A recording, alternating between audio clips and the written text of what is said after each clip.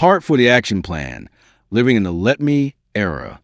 By now, you understand the core of Mel Robbins' philosophy. You can't control other people, but you can always control yourself. That's the quiet power of the Let Them theory. But Mel doesn't stop there. She takes it further, from let them to let me. This is where the theory turns into action. It's no longer just about letting go of others. It's about stepping fully into your own life, your own choices, your own energy. Let's explore how to live in what Mel calls the Let Me era. 1. From let them to let me. Let them is a release. Let me is the reclaiming. Let them means you stop fighting battles that aren't yours. Let me means you start creating the life that is.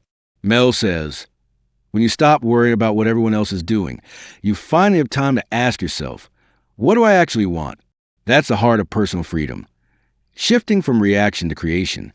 When your mind stops spinning around others, what they think, say, or do, your focus returns home. You can hear your own voice again. So, whenever you catch yourself frustrated with someone else, take a breath and reframe. Let them be them. Let me be me. It's that simple and that revolutionary. 2. The Let Me practice.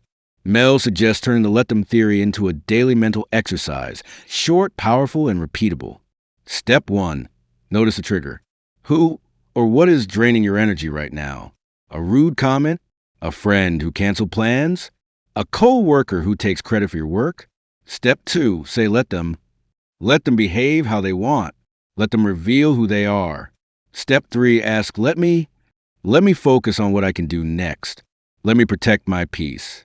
Let me rise above this moment. This shift immediately grounds you. Instead of spiraling into blame or anger, you pivot toward action and calm. The best part? No one else needs to change for this to work. 3. Emotional minimalism. Mel describes the Let Them theory as emotional minimalism. Just like decluttering your home, you can declutter your mental space. You stop carrying extra emotional baggage, all the guilt, resentment, and overthinking that come from trying to manage others. Ask yourself, do I really need to hold on to this? Do I need to prove my point here? Do I need to be right? Most of the time, the answer is no. Let them misunderstand. Let them talk. Let them figure it out. And then let me move on. You'll be amazed how light life feels when you travel without the weight of control. 4. Applying the theory at work. The workplace can be one of the hardest places to practice. Let them. It's full of ego clashes, competition, and people who love drama. Mel admits she used to waste hours replaying office conflicts in her head. But now, she uses the same mantra. Let them take credit. Let them gossip. Let them be negative. Meanwhile, she focuses on what she can control. Her performance, her integrity, her peace. She found that when she stopped reacting to workplace drama, people actually respected her more. Her calmness became her strength. The same applies to teamwork. You can't force people to communicate better or pull their weight, but you can model clarity, respect, and consistency. Eventually, your energy sets the tone. Leadership isn't about control, it's about example. 5. The Let Them approach to parenting. Parenting might be the ultimate test of this theory, because no matter how old your kids get, the urge to fix and control never fully goes away. Mel writes honestly about this. She says, you never stop being a mom, but you have to stop being their manager. Let them make mistakes.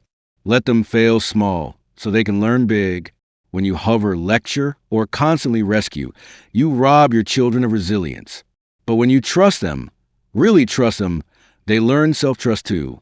Let them fall and let them rise. Parenting with Let Them doesn't mean you stop caring. It means you start believing. 6. Healing through letting go. One of the most powerful parts of Mel's book is how she connects Let Them to emotional healing. Holding on to resentment, regret, or disappointment is like carrying a backpack full of stones. You say you're tired, but it's because you never put the bag down. Let them is how you set it down. Let them apologize or not. Let them regret or not. Let them come back or not. You don't need closure from others to create peace within yourself. Forgiveness, in this sense, is an act of independence. You don't forgive to fix the relationship. You forgive to free yourself from it. 7. Let me create my own joy. Once you release control, you have space for creation, joy, hobbies, new connections, peace. Mel calls this the let me energy. It's the energy of choosing rather than chasing. Let me go for that walk. Let me start that project. Let me text that friend first. Let me take myself out for coffee. It's simple, but it changes everything. You stop waiting for others to make you happy. You start giving yourself permission to live. Let them do what they want. Let me do what I love. That's real empowerment, not rebellion, but liberation. 8. The Let Them life. At its core, the Let Them theory isn't about detachment. It's about trust, trusting life, trusting timing, trusting yourself. It's a reminder that peace isn't found by controlling the world. It's found by surrendering to it. You let them be who they are. You let yourself be who you were always meant to be. When things don't go as planned, you say, let them. When people change, you say, let them. When you're ready for something new, you say, let me. That's how you live in the let me era, where peace replaces panic, clarity replaces control, and freedom replaces fear. The world doesn't have to change for you to feel better. You just have to stop fighting it. And that, Mel Robbins says, is a quiet revolution hiding in two little words. Let them. Let me